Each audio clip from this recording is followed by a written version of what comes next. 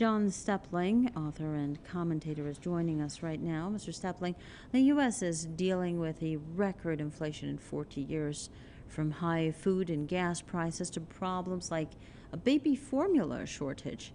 Do you believe that Senator Paul's view that the U.S. cannot save Ukraine by dooming its own economy is a justified concern? Well, I mean, certainly the idea that the U.S. sending $60 billion to Ukraine is insanity. But let's look at the context for all of this. The U.S. in 2014 orchestrated the coup that removed a Russian-friendly president and put in a Western-friendly president in Ukraine. That pleased the IMF and Western capital immensely, and that was one of the motive forces. But the U.S. wanted to expand NATO, and they've wanted that for the last 60 years, and that's what they've done, constantly expand eastward. And Russia has expressed its concerns. Throughout since 2014, they've gone to the UN and asked for peacekeepers and so forth because of the shelling of Donbass.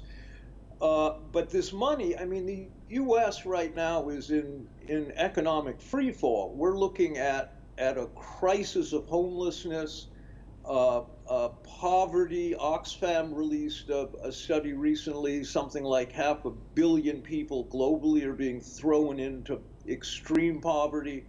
In the U.S., the COVID lockdowns, which saw a monopolization of retail, but also saw the loss of millions of jobs.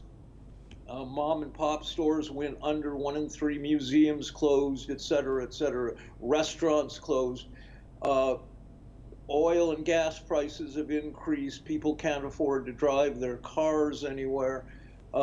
Building materials have increased exponentially.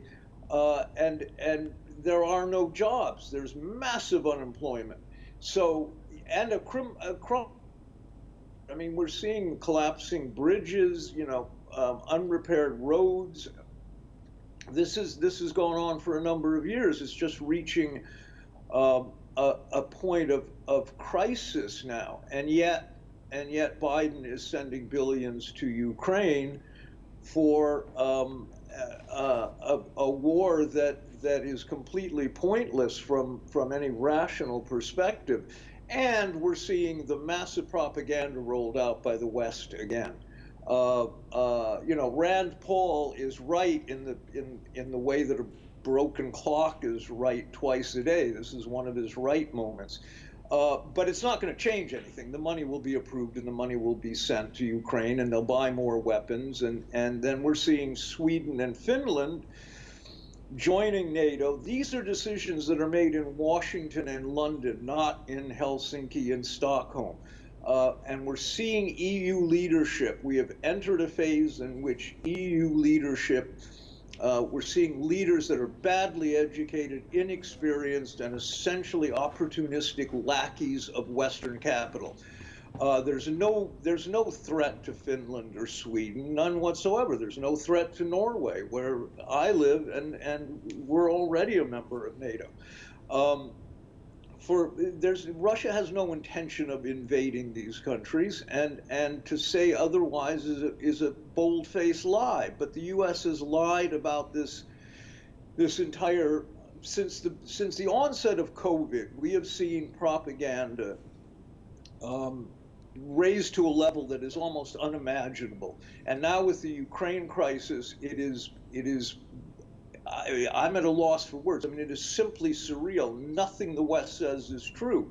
Everything that has been said about this entire conflict has been a lie from the West.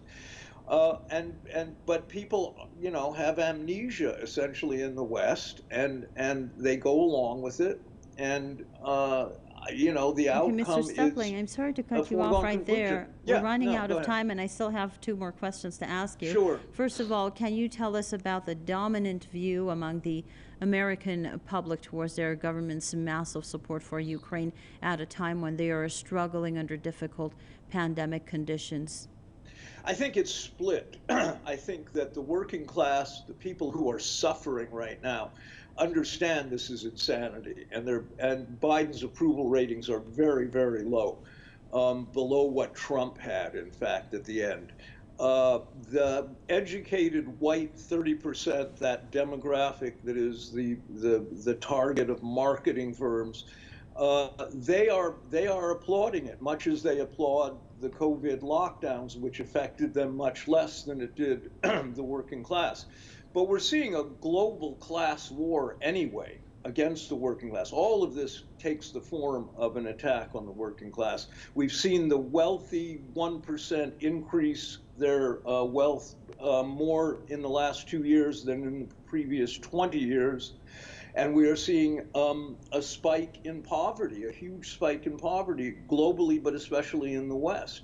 So, unemployment, poverty, despair, hopelessness, that's the picture you see in the West and the EU, frankly.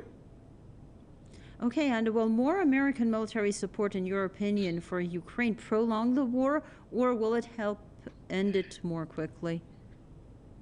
That's hard to say. I mean, the Ukraine is not going to win this war, whatever winning might look like.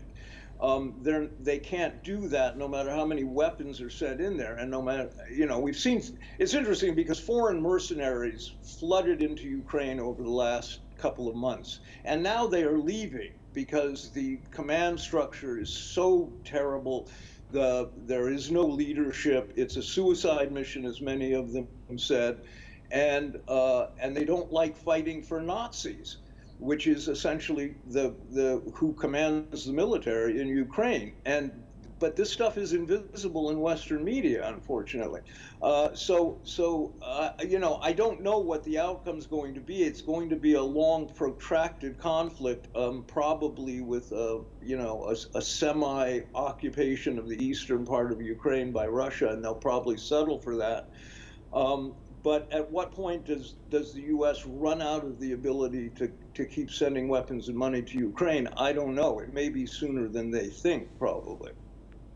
Thank you very much. That was Mr. John Stepling, author and commentator, joining us live.